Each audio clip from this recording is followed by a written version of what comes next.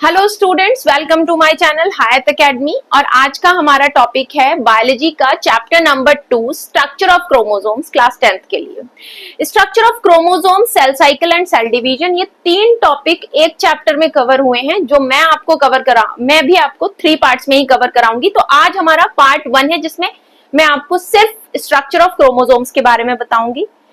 हमने last topic में, जिसने इंट्रोडक्शन वीडियो नहीं देखी है प्लीज जाकर इंट्रोडक्शन वीडियो देख लीजिए। स्ट्रक्चर ऑफ क्रोमोसोम, मैंने उस इंट्रोडक्शन वीडियो में पूरे सेल का स्ट्रक्चर बताया था। यहाँ हम एनिमल सेल के ऊपर फर्स्ट ऑफ ऑल डिस्कस करेंगे।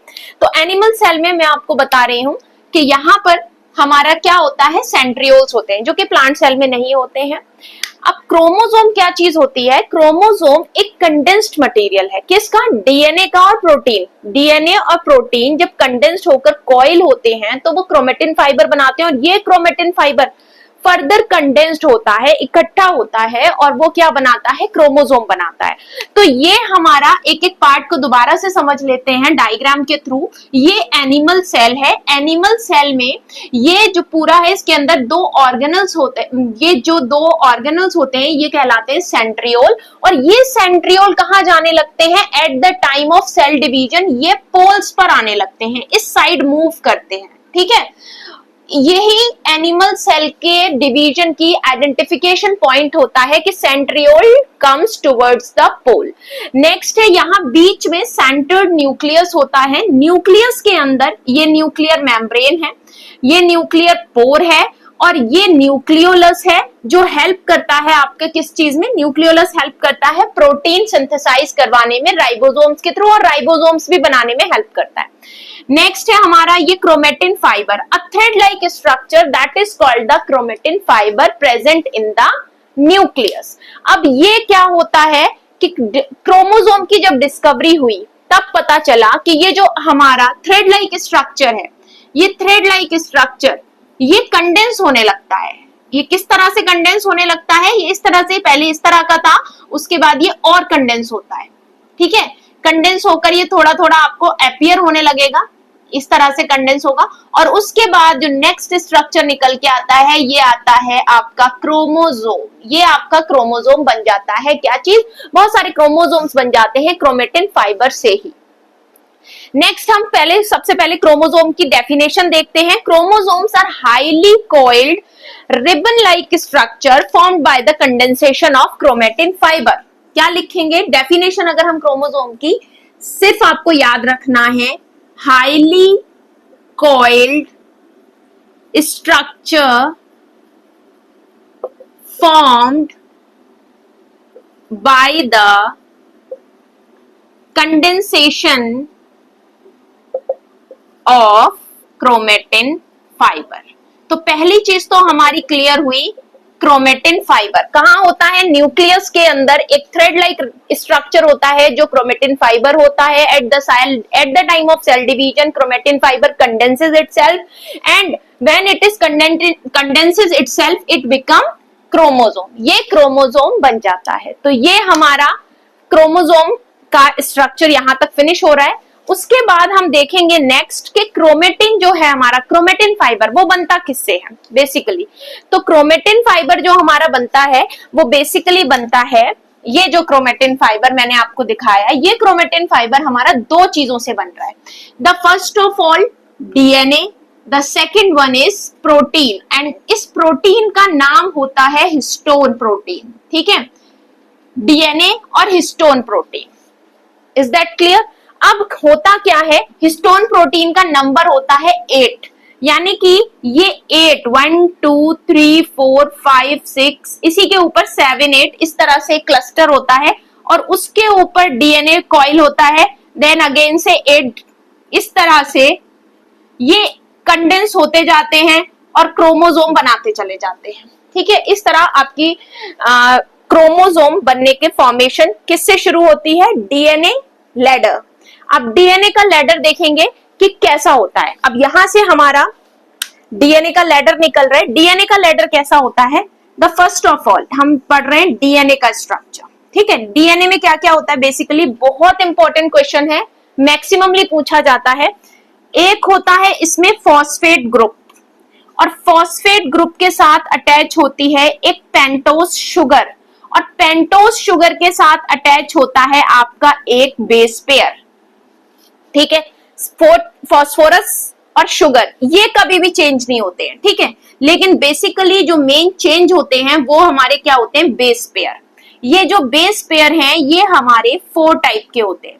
बेस पेयर्स के नाम मैं आपको बता रही हूं। अब बेस पेयर के नाम हमारे कौन कौन से हैं? 4। These are adenine, thymine, cytosine and guanine. These are the 4 base pairs. ये वो 4 base pairs लगातार इससे अटैच होते रहते हैं और ये आपको क्या बनाते हैं? ये बनाते हैं आपका डीएनए लैडर। अगेन यहाँ पेंटोस शुगर आ जाएगी और यहाँ फॉस्फेट आ जाएगा और इस तरह से ये डीएनए की पूरी लेयर जो है वो बनती रहती है। ये डीएनए की चेन्स जो हैं वो बनती रहती हैं।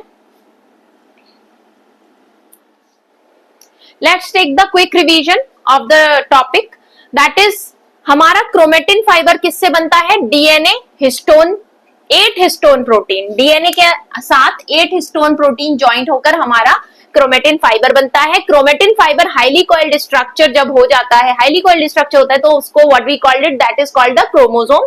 क्रोमोसोम बन जाता है। अब उसके बाद हम थोड़ा सा डीएनए का स्ट्रक्चर देखते हैं। डीएनए, हमारे डीएनए के अंदर होता है phosphate, sugar and 4 base pairs, लेकिन एक जगह पर 2 बेस पेयर्स ही होते हैं। Adenine and always pair with the thymine with the hydrogen, double hydrogen bond, and cytosine always pair with the guanine with triple hydrogen bond. इसके बाद ये DNA की इस तरह की लैडर होती है। इस लैडर में ये कॉइल जाती है किसके ऊपर? हिस्टोन प्रोटीन के ऊपर, और इस तरह से ये कॉइलिंग होते होते ये आपका एक स्ट्रक्चर जो है वो क्रोमोसोम का फॉर्म हो जाता है। अब क्रोमोसोम का जो स्ट्रक्चर होता है वो इस तरह से हाईली कॉइल्ड स्ट्रक्चर होता है क्रोमेटिन फाइबर का, जिसके अंदर क्या क्या चीज है आपकी? डीएनए है और जी क्या है आपका? प्रोटीन है। उस प्रोटीन का नाम क्या है? हिस्टोन प्रोटीन है। और डीएनए के अंदर क्या क्या चीज है आपके पास? डीएनए के अंदर है आपके पास 4 नाइट्रोजनस बेसिस और फॉस्फेट और शुगर। नाइट्रोजनस बेसिस एक दूसरे से जिस चीज से अटैच होते हैं वो होता है hydrogen bond. Adenine always pair with the cytosine and guanine always, adenine always pair with the thymine and cytosine always pair with the guanine. Adenine और थाइमिन के बीच में होता है डबल बॉन्ड और साइटोसिन ग्वानिन के बीच में होता है ट्रिपल हाइड्रोजन बॉन्ड। ये बात हमेशा दिमाग में रखनी है। नेक्स्ट क्रोमोसोम देख लेते हैं। क्रोमोसोम का ये स्ट्रक्चर आपके सामने आ चुका है। ये कब आता है? जब सेल का डिवीजन होता है। हमेशा ये आपको दिखाई नहीं देगा। जब आप न्यूक्लियस को देखेंगे तो वो सिंपल न्यूक्लियस दिखता है, जब आप उसको डाई से स्टेन करोगे तब आपको उसके अंदर क्रोमेटिन फाइबर दिखाई देगा।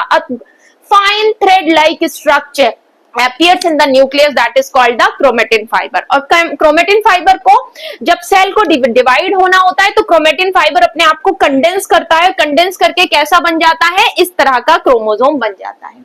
अब क्रोमोसोम का थोड़ा सा ध्यान से देखेंगे कि ये आपको 2 इस तरह की लाइन दिख रही होंगी। एक पार्ट को कहते हैं क्रोमेटिड, तो 2 पार्ट क्या हो गए? Sister chromatids. ठीक है, ये 2 पार्ट सिस्टर क्रोमेटिड्स कहलाते हैं और एक पॉइंट ऑफ अटैचमेंट है यहाँ पर, that is the point of attachment is called the centromere. ध्यान रखना है, आपसे कई बार क्वेश्चन पूछा, कई बार क्वेश्चन आपसे पूछा जाता है कि what is the difference between centromere and centrosome.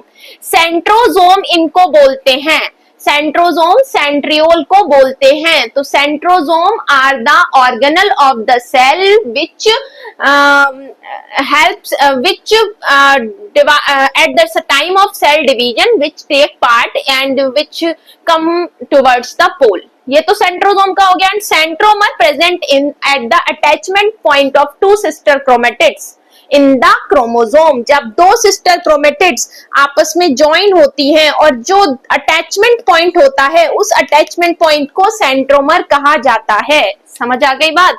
तो अब इस क्रोमोसोम के अंदर ये जो न्यूक्लियोटाइड, जनरल न्यूक्लियोटाइड हम उसे कहते हैं कि जब हमारा डीएनए होता है तो उसमें एडेनिन, थाइमिन, साइटोसिन, ग्वानिन, फिर एडेनिन, थाइमिन, इस तरह का एक सीक्वेंस चलता है इनका।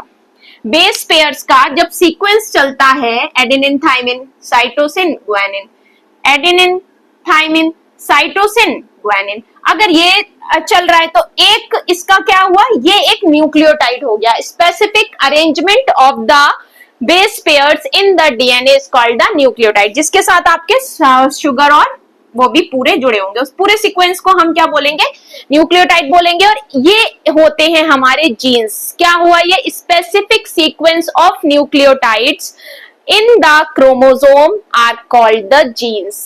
क्रोमोसोम के अंदर जब स्पेसिफिक सीक्वेंस होता है न्यूक्लियोटाइड्स का और उसके बाद वो सीक्वेंस बार बार चलता है, रिपीट होता है, तो वो जीन होता है, वो प्रोटीन होता है फॉर पर्टिकुलर बॉडी के कैरेक्टरिस्टिक के लिए। यही जीन है जो आपके हेरिडिटी कैरेक्टर को इस हेरिडिटी कैरेक्टर को आपके दिखाते हैं और आपके स्टोर करके रखते हैं पेरेंटल हेरिडिटी कैरेक्टर्स को। जीन का डेफिनेशन एक बार फिर से देख लेते हैं। Genes specific sequence of nucleotides on chromosomes. Definition 1 marks में आती है बच्चे। जो डेफिनेशन इंपॉर्टेंट है, जैसे क्रोमोसोम की डेफिनेशन इंपॉर्टेंट थी, मैंने आपको बता दी थी, उसी तरह से जीन की डेफिनेशन भी आप याद रखिए। इसमें याद रखना है कितनी छोटी सी डेफिनेशन है, 1 मार्क में आती है। Specific sequence of nucleotides on chromosomes. Simple, gene की डेफिनेशन हो गई। जीन क्या है, आपके हेरिडिटी यूनिट्स हैं जो आपके बॉडी फीचर्स को, आपके बॉडी कैरेक्टरिस्टिक्स को शो करते हैं। जो आपके बॉडी के कैरेक्टरिस्टिक्स हैं वो आपके जीन्स पे डिपेंड करते हैं और वो जीन्स आपके पैरेंटल जीन्स होते हैं। जीन्स के बारे में, जेनेटिक्स के बारे में हम आगे जेनेटिक्स में चैप्टर में पढ़ेंगे। पहले हम कंप्लीट करते हैं कि हमने भाई सेल की डिवीजन हो रही है। सेल के डिवीजन के टाइम क्रोमेटिन फाइबर कंडेंस हो रहा है, क्रोमोसोम बन रहा है, क्रोमोसोम के अंदर डीएनए है, हिस्टोन प्रोटीन है, ठीक है, बेस पेयर्स हैं, सब कुछ है। लेकिन ये हो क्यों रहा है, सेल डिवीजन क्यों होता है? आपने देखा कि एक छोटा सा सीड आप अपने पॉट में लगाते हैं और वो धीरे धीरे एक प्लांट बन जाता है। प्लांट से वो ट्री बन जाता है। जैसे मैंगो का सीड देख लीजिए, छोटा सा सीड होता है, उस सीड को लगाया जाता है और सीड से प्लांट, देन प्लांट से एक बिग ट्री बन जाता है। ठीक है, उसी तरह से एक छोटा सा न्यू बॉर्न बेबी इतना छोटा होता है, एनिमल्स के भी देखे होंगे, और वो बड़े बड़े इंसान बन जाते हैं, ह्यूमंस बन जाते हैं। ठीक है, उसी तरह से एनिमल्स के baby full animals, adult animals बन जाते हैं। उसी तरह से आपने जब ये छोटी छोटी चीजें बड़ी होती देखी हैं, तो ये होती कहां से है, कैसे हो रही है? यही सेल डिवीजन की नीड है। एक सेल होता है और वो अपने आप को पहले थोड़ा ग्रो करता है और ग्रो करने के बाद वो डिवाइड हो जाता है और वो 2 सेल्स बन जाते हैं। अब देखिए, इस सेल के साइज में और इस सेल के साइज में आपको डिफरेंस दिख रहा है। फिर ये 2 सेल खुद को ग्रो करते हैं और ग्रो करके क्या होते हैं, ये भी डिवाइड हो जाते हैं और यहाँ पर अब उतने ही बड़े आपके पास कितने सेल्स आ गए। अब किस तरह आपने देखा, एक छोटा सा सेल ग्रो करके किस तरह से ग्रोथ हो रही है। इसी तरह से सभी एनिमल्स में, ऑर्गेनिजम्स में, ह्यूमंस में, प्लांट्स में ग्रोथ होती है सेल डिवीजन के थ्रू। तो सेल डिवीजन की नीड क्यों होती है हमें? सेल डिवीजन की नीड होती है हमें ग्रोथ के लिए। आपकी ग्रोथ तो हो गई, अब उसके बाद कई बार क्या होता है, आपको चोट लग जाती है, प्लांट की ब्रांचेस टूट जाती हैं, लीव्स गिर जाती हैं, तो क्या दोबारा नहीं आती? आ जाती हैं। आपने देखा होगा कि लिजर्ड की जो टेल होती है वो जब टूट जाती है या कट जाती है, देन अगेन इट रिपेयर्स, वो दोबारा से आ जाती है, रीअपियर हो जाती है। तो इसे हम क्या बोलते हैं, जो हमारी बॉडी में चीजें, और हमारे आपने सुना ही होगा कि रेड ब्लड सेल्स की लाइफ कितनी होती है, 120 डेज होती है। उसके बाद वो कहाँ जाते हैं, उसके बाद डेड हो जाते हैं, बॉडी से आउट हो जाते हैं, तो उनकी जगह कोई और न्यू सेल्स आते हैं, वो न्यू सेल्स, ठीक है। तो पुराने वाले, वो उसे कहते हैं रिप्लेसमेंट। तो पुराने सेल्स जो पुराने काम करना बंद कर देते हैं या खराब हो जाते हैं किसी भी रीजन से, उसके बाद न्यू सेल्स आते हैं और इसे कहते हैं हम रिप्लेसमेंट। अच्छा, नेक्स्ट आते हैं सेल के डिवीजन। एक और नीड है रिपेयर, वही आपकी चोट लगना, पुराने सेल डेड हो गए, यहाँ आपके चोट लगी, ये वाली आपकी स्किन निकल गई, चली गई बॉडी से बाहर, तो इसकी जगह दूसरी आएगी, उसको कहेंगे हम रिपेयर। अब आपकी बॉडी रिपेयर, हील होती है, ठीक है। तो लिजर्ड वाला एग्जांपल हीलिंग में भी आ सकता है, ठीक है। तो रिपेयर जो है आपका ग्रोथ, रिप्लेसमेंट, रिपेयर। और नेक्स्ट वन इज रिप्रोडक्शन, यानी कि अपने जैसा एक और बनाना, that is called the reproduction. और उसी को हम क्या बोलते हैं, रिप्रोडक्शन भी होता है सेल डिवीजन के थ्रू। आप एक प्लांट में पहले फ्रूट ग्रो होता है, फ्रूट में सीड बनते हैं और सीड्स आप जब दूसरी जगह लगाते हैं या किसी भी तरह वो पॉलिनेशन उसका हो जाता है, फर्टिलाइजेशन हो जाता है, तो वो न्यू प्लांट में ग्रो कर जाता है। एनिमल्स के बेबीज होते हैं, ह्यूमंस के बेबीज होते हैं और उसको हम क्या बोलते हैं, सेल रिप्रोडक्शन, ठीक है, सेल के थ्रू ही रिप्रोडक्शन। तो सेल डिवीजन को हमने 2 पार्ट्स में डिवाइड किया। एक टाइप का सेल डिवीजन होता है माइटोसिस और एक टाइप के सेल डिवीजन को बोला जाता है मियोसिस। माइटोसिस टाइप का जो सेल डिवीजन है वो ग्रोथ के लिए, रिप्लेसमेंट के लिए, रिपेयर के लिए आपके वेजिटेटिव सेल में होता है। कहां होता है माइटोसिस? वेजिटेटिव सेल्स या सोमैटिक सेल्स, वेजिटेटिव सेल्स या सोमैटिक सेल्स में आपका क्या होता है? Mitosis kind of cell division होता है। और मियोसिस आपका होता है रिप्रोडक्टिव सेल्स में। रिप्रोडक्टिव सेल्स कौन से होते हैं?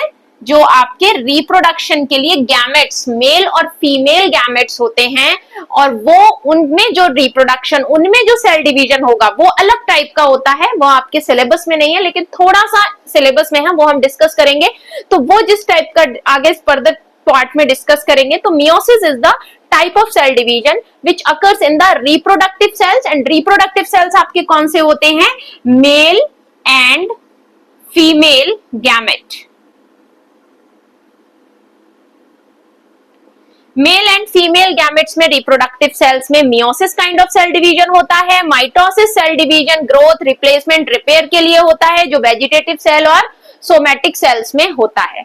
आज का टॉपिक यहीं फिनिश हो रहा है।